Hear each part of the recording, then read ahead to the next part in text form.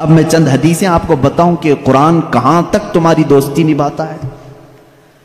پہلی بات، کچھ لوگ ڈر کر کے چھوڑے ہوئے، ہم تو پڑھ ہی نہیں پاتے تھے، اس پر بھی میں آج ایک حدیث پڑھا، حضرت عائشہ صدیقہ رضی اللہ تعالیٰ عنہا سے مروی ہے، فرماتی ہیں رسول کریم صلی اللہ تعالیٰ علیہ وسلم نے فرمایا الماہر فی القرآن، جو قرآن کا ماہر ہے یعنی اچھی تجوید میں تلاوت کرتا ہے اور اس کے معنی بھی سمجھتا ہے، سب سمجھتا ہے، حضور اکرم صلی اللہ علیہ وسلم نے فرمایا قیامت کے دن وہ معزز محترم فرشتوں اور انبیاء کے ساتھ ہوگا۔ جو ماہر ہے قرآن میں، جو قرآن اچھے سے تلاوت کرتا ہے، یہاں تک تو بات ٹھیک ہے۔ آگے میرے آقا صلی اللہ علیہ وسلم فرماتے ہیں والذی یقرأ القرآن یتتعتع فیہ وعلیہ شاق فلہ اجران او کما قال رسول اللہ صلی اللہ علیہ وسلم۔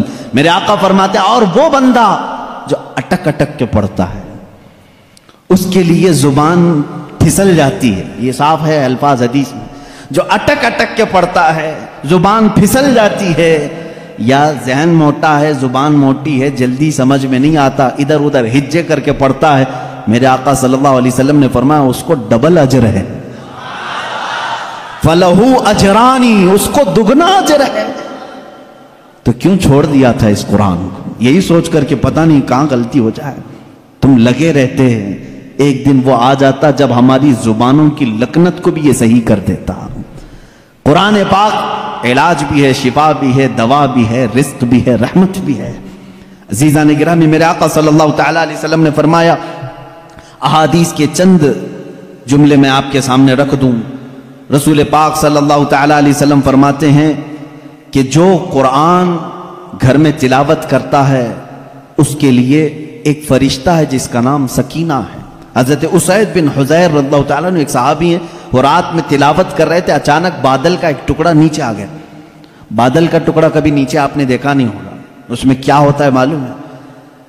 جیسے فریج کھولنے کے بعد بہت تیز شبنم جیسی ٹھنڈک رہتی ہے، اس طرح بادلوں کو کچھ جمی ہوئے پانی اور برف جیسی چیزیں گھیری ہوئی رہتی ہے، ایک ٹکڑا ان کے اوپر آ گیا۔ حضرت اسید ڈر گئے، ان کا گھوڑا ہنہنانے لگا، تیزی سے اچھل کود کرنے لگا، اور وہ قرآن پڑھ رہے تھے اس وقت، اور انہوں نے قرآن چھوڑ دیا، اور صبح حضور اکرم صلی اللہ علیہ وسلم کے دربار میں آئے، کہا یا رسول اللہ صلی اللہ علیہ وسلم مجھے ڈر لگ رہا ہے، رات کو میں چھت پر بیٹھ کر قرآن پڑھ رہا تھا، صرف میری بیوی ہے اور میرے گھر میں ایک گھوڑا ہے، مجھے ڈر یہ لگا کہ آسمان سے کچھ برس جائے گا اور میں ہلاک ہو جاؤں گا۔ بادل کا ٹکڑا یہاں تک آ گیا تھا، سر تک آ گیا تھا، اور میرا گھوڑا بھی دیکھ کر کے ہنہنانے لگا، اچھل کود کرنے لگا، یہ کیا معاملہ ہے؟ اللہ کے حبیب صلی اللہ تعالیٰ علیہ وسلم نے فرمایا، مسکرایا، کہا اسید تلاوت چھوڑ کیوں دیا؟ اور پڑھتے رہتے ہیں، اس لیے کہ وہ فرشتہ ہے جسے قرآن سننے کا بہت شوق ہے، جب بھی کوئی قرآن تلاوت کرتا ہے تو آسمانوں سے اتر آتا ہے، یہاں تک کہ میرے آقا صلی اللہ علیہ وسلم نے فرمایا فجر کی نماز میں آؤ، اپنے منہ صاف کر کے آؤ، اپنے منہ کی بدبو نکال کر کے آؤ۔ پوچھا کیوں؟ فرماتے ہیں میرے آقا صلی اللہ علیہ وسلم جب تم نمازوں میں قرآن کی تلاوت کرتے ہو کچھ ایسے فرشتے ہیں وہ اپنا منہ تمہارے منہ سے لگا دیتے ہیں، تو منہ کی بدبو نہ ہو، فرشتوں کو تکلیف نہ ہو، اس لیے کہ وہ قرآن سننے کے شوقین ہیں، جب تم تلاوت کرتے ہو تو وہ اتر جاتے ہیں اور تمہارے منہ سے اپنا منہ لگا لیتے ہیں۔ قرآن کی یہ برکت ہے میرے عزیزو، دوسری کتابوں کے لیے کہیں ایسی فضیلت نہیں ملتی۔ یہ تو میں دائرہ اسلام میں موجود میرے آقا صلی اللہ تعالیٰ علیہ وسلم کی بتائی ہوئی حدیثیں آپ کو پہلے بتا رہا ہوں، میں پھر دنیاوی معاملات میں بھی آؤں گا کہ قرآن کہاں کہاں ہماری رہنمائی کرتا ہے۔ پہلے تو ہم اپنے دائرے میں دیکھیں، ہم چھوڑے ہوئے ہیں نا اس کو۔ اقبال نے کہا تھا وہ زمانے میں معزز تھے مسلمان ہو کر، آج تم خار ہوئے ہو تاریک قرآن ہو کر، آج تم خار ہوئے ہو تاریک قرآن ہو کر، قرآن چھوڑ کر کے ہی ذلیل ہوئے ہیں، باقی اور کوئی وجہ نہیں ہے۔ اللہ تبارک و تعالیٰ نے جو مقدس چیز تمہارے لیے اتاری، پچھلی امتوں کو کبھی یہ چیز نہیں ملی، قرآن جیسی برکت کسی امت کو نہیں ملی جو امت مصطفیٰ صلی اللہ علیہ وسلم کو ملی۔ تورات آئی ہے، انجیل آئی ہے، زبور آئی ہے، سب کو معلوم ہے نا، آسمانی کتابیں آئی۔ جاؤ اے مسلمانوں ڈھونڈ کر کے لاؤ تورات کا ایک نسخہ جو موسیٰ علیہ السلام پر اترا تھا، ढूंढ करके ले आओ इंजील का एक नुस्खा कि जो ईसा अलैहिस्सलाम पर उतरा था, ज़बूर का एक नुस्खा लिख करके आओ। आज वो किताबें नापैद हैं, और अगर हैं तो उसमें इख्तिलाफ। खुद ईसाइयों के यहाँ 4 किस्म की इंजीलें पाई जाती हैं, यहूदियों के यहाँ तौरात ओल्ड टेस्टामेंट में, यूनान वालों का अलग, फलां जगह का अलग, जर्मनी के अलग, यूके के अलग, अमेरिका के अलग। जाकर के देखोगे तो उनके नुस्खों में अलग अलग तब्दीलियां हैं। ज़बूर नाम की जो किताब थी दाऊद अलैहिस्सलाम पर, वो कहां है? उसकी कितनी आयतें गायब, किसी को नहीं पता। लेकिन दुनिया में अगर खालिद हमेशा रहने वाली कोई किताब है तो कुरान मुक़द्दस है। तुम जाओ अमेरिका में भी तुम्हें यही कुरान मिलेगा जो सूरह फातिहा से शुरू हो रहा है। अरब में जाओ यही कुरान मिलेगा जो वन्नास पे ख़त्म हो रहा हो। हिंदुस्तान में आओ यही कुरान मिलेगा जिसके दरमियान में सूरह कहफ है। कहीं पर भी जाओ कुरान उसी तरह से आज मौजूद है। तुम्हें डरने की जरूरत नहीं है मुसलमानों, कुरान कहीं जाया नहीं होगा, कहीं जाया नहीं होगा। आज कुछ लोग ये सोचते हैं कि कुरान को हम मिटा देंगे, खाक मिटा देंगे, खाक मिटा देंगे।